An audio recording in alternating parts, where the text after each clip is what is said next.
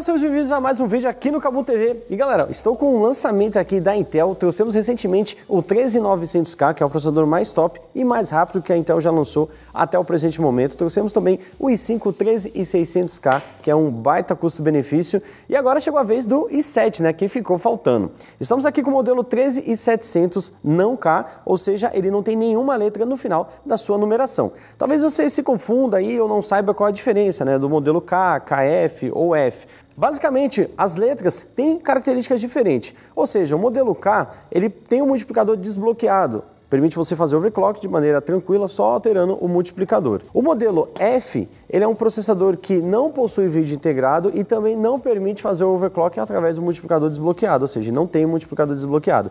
O KF permite fazer overclock, mas não tem vídeo integrado. E o modelo que não tem nenhuma letra, ele tem vídeo integrado, mas não tem o multiplicador desbloqueado. Basicamente é aquele processador para você montar ali a sua máquina e botar ela para rodar sem ficar alterando grandes coisas no setup do BIOS, tá? E o setup que nós utilizamos aqui para testar o Core i7 13700 foi o seguinte: usamos uma placa-mãe aí da MSI, modelo G790 Tomahawk Wi-Fi D4, ela utiliza memórias DDR4, então utilizamos aí um kit com dois módulos, né, totalizando 16 GB Kingston Fury Predator de 4000 MHz CL19.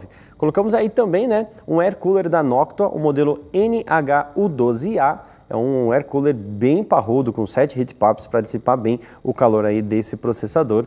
Colocamos também uma RTX 3080 GHz e também uma fonte de alimentação Corsair 1200 watts, tá? Para segurar toda essa potência aí. Obviamente você não vai precisar de todos esses componentes que a gente está falando, tá? Você pode utilizar uma placa mais simples, um water cooler seria adequado também, né? E uma fonte de menor potência sem problema algum. Aqui a gente montou esse setupzão mesmo para fazer um teste bem legal aí para vocês, tá? E agora a gente vai partir para os testes e vocês vão poder ver os resultados aí, AIDA 64, Cinebench, CPU-Z, e eu procurei durante esses testes, principalmente ficar de olho no monitoramento ali da frequência, do consumo de energia e também das temperaturas. E eu meio que fiz o teste em duas partes, né?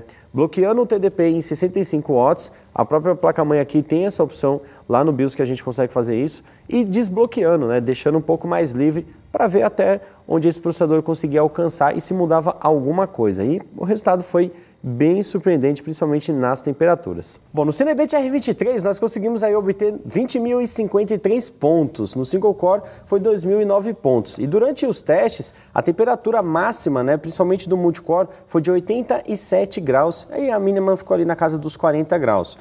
O interessante foi o TDP, né, que atingiu 219 watts, né, um TDP bem acima do que o rotulado pelo processador, que é de 65 watts, mas obviamente que os 65 watts está levando em consideração aí o clock de 2.10 GHz. Mas obviamente que os 65 watts está levando em consideração um clock de 2.10, aqui a gente estava trabalhando com um clock acima dos 5 GHz, chegando a quase 5.1 GHz, tá? Como a gente pode observar ali embaixo nos núcleos de performance. Esse foi o teste travando o TDP no setup do BIOS em 65 watts. E eu rodei novamente o Cinebench R23, agora, né, desbloqueando, vamos dizer assim, o TDP. E olha só como foi as temperaturas e, claro, o desempenho mudou bem, tá? Quando eu falo que mudou bem é porque justamente de 20.053 pontos saltamos para 27.924 pontos, né? O single thread permaneceu basicamente o mesmo, deu 1.998. Porém, tivemos aqui um fator muito importante. A temperatura atingiu 100 graus Celsius, alguns núcleos ficaram em 93, 95, 99, os de eficiência ficaram em 89 graus. E o TDP saltou para 269 watts, subiu bastante aí o consumo do processador. Como estávamos utilizando aí um air cooler, talvez com o water cooler conseguiríamos manter a temperatura mais baixa do que atingiu e quem sabe aí, né, também obter um resultado ainda melhor. Mas o clock também permaneceu em 5.088 MHz, então não tivemos throttling, né, ou uma queda de frequência por conta dessa temperatura, mesmo ficando 10 minutos rodando esse teste. Já no teste do CPU-Z tivemos aí uma pontuação single thread de 831 e no multithread de 11.776,9 pontos, ligeiramente mais rápido do que o seu antecessor. Realizei o teste usando o Blender também, versão 3.4.0, onde nós temos 3 testes, o Monster, Junk Shop e o Class Home. No Monster tivemos ali uma pontuação de 142,53, No Junk Shop, 85,40 e no Classroom, 61,70. Já a pontuação no Blender foi de 407,17 pontos. Após esses testes sintéticos de processador, chegou a hora também da gente rodar um AIDA 64 para ver como está o comportamento da controladora de memória. Como a gente utilizou a memória de 4.000 MHz DDR4, então essa pontuação aí, dependendo se fosse DDR5, frequências mais altas, poderia ser diferente. Mas o que a gente conseguiu obter com esse kit de memória de 4.000 MHz foram os seguintes. Na cópia tivemos 56.860 MB por segundo, na escrita 56.822 MB por segundo e na leitura 61.241 MB por segundo, com a latência total de 78,5 nanosegundos. Bom, até o momento o processador realmente está com desempenho absurdo, né? Dá pra gente comparar até mesmo com o i9 da 12ª geração, para vocês terem noção, tá? Então vamos agora fazer os testes de gameplay, né? Rodamos aí o Spider-Man Remaster com a RTX 3080 com gráfico tudo no máximo, Ray Tracing ativado também em Full HD e rodamos também o novo Call of Duty Modern Warfare 2, tá? Jogamos ali o modo Battle Royale solo com gráfico tudo no mínimo, que eu sei que vocês gostam de ter o máximo de FPS possível para poder ter mais kill durante a gameplay, não é verdade? Então vamos lá pelo Spider-Man.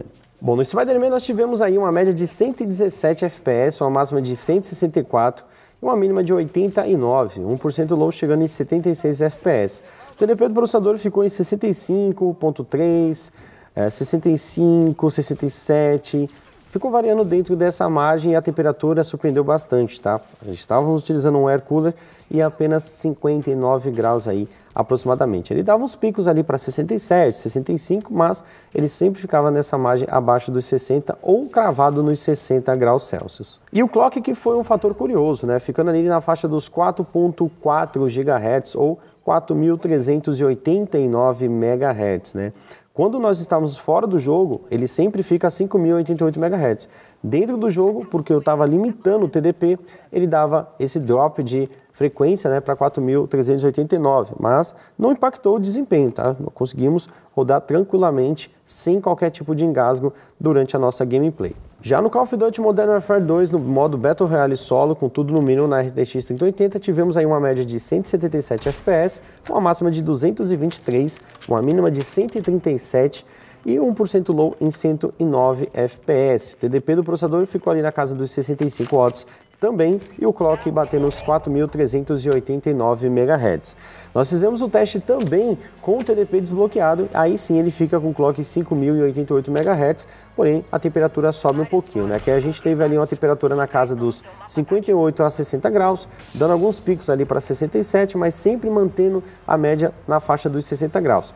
Com o TDP desbloqueado, essa média aí já subiu bastante, né? Ficou ali na faixa dos 67, 70 graus Celsius, o clock fica mais alto, consome mais energia, então é um fator normal. Mas mesmo em 70 graus, está uma temperatura bem tranquila. Assim como os testes sintéticos na gameplay também, o processador mandou muito bem. Esses 24 threads que ele possui realmente dá um ganho muito bacana, principalmente multithread e em single thread também, tá? O desempenho dele é bem surpreendente. E apesar dele não ser desbloqueado para você conseguir subir mais esse clock, o clock que ele já mantém de 5.1 GHz praticamente o tempo inteiro, principalmente se você não colocar nenhum tipo de trava, já dá conta suficiente, né? Seja um jogo competitivo, como o Call of Duty, ou um jogo ali mais AAA, como o Spider-Man, que é recém-lançado, tá? Então, durante os nossos testes, o uso do processador ali ficou entre 40% a 60%, sobra desempenho aí para você fazer outras tarefas durante as suas gameplay. Muita gente gosta de ficar com o navegador aberto, ou ficar fazendo outras coisas, né? E também o jogo ali, dá aquele alt tabzinho, continua, né, fazendo outras tarefas, volta para o jogo de novo. Então, sobra desempenho tranquilo para você fazer tudo isso. A Intel vem fazendo esses lançamentos em separado, né? Lançando os modelos K primeiro, depois os não K, e com certeza vai lançar outros modelos ainda, porque tem bastante variação aí para ela trazer para o mercado. Então 2023 promete com mais lançamentos. Eu particularmente gostei bastante aqui do 13700K, assim como foi o 13900K e o 13600K, mostrando um grande avanço da Intel nos seus processadores, né? Realmente essa questão híbrida de núcleos de performance e núcleos de eficiência melhorou demais a performance, principalmente tendo os núcleos ali para mandar ver no desempenho, que são os de performance, e os de eficiência para conseguir empurrar ainda mais o multithreading, tá? Então, realmente, a 13ª geração está excelente, e como eu falei, você pode utilizar tanto com memória DDR4 quanto com memória DDR5, desde que você pegue uma placa-mãe que seja DDR4, use a memória DDR4, ou placa-mãe que seja DDR5 e use memória DDR5. Aqui utilizamos 4.000 MHz, mas a plataforma permite você utilizar até 5.333 MHz. Obviamente, se você tiver no chipset mais simples, que não seja, por exemplo, um Z690 ou Z790, talvez a placa-mãe limite um clock mais baixo, mas todos os fabricantes colocam a especificação do clock máximo que ela aguenta. Então, galera, lembrando sempre do aplicativo do Kabum, onde você tem vantagens exclusivas. Utilizando o cupom AppNinja, você garante 10% de desconto em produtos selecionados. Além de monitorar o seu pedido em tempo real, você também fica por dentro de outras ofertas que pintam por aqui. Então não perca tempo e baixe já. Galera, deixa aqui nos comentários o que você achou desse baita processador aí, i7, né, o Core i9, Intel Core i9 13700, tá? Coloca aqui nos comentários o que você achou. Eu particularmente gostei bastante, tá? E já aproveita para verificar aí. Tá inscrito no canal? Não tá? Se inscreve e ativa o sininho para não perder nenhum conteúdo, beleza? Eu vou ficando por aqui, um grande abraço a todos e valeu! Até a próxima!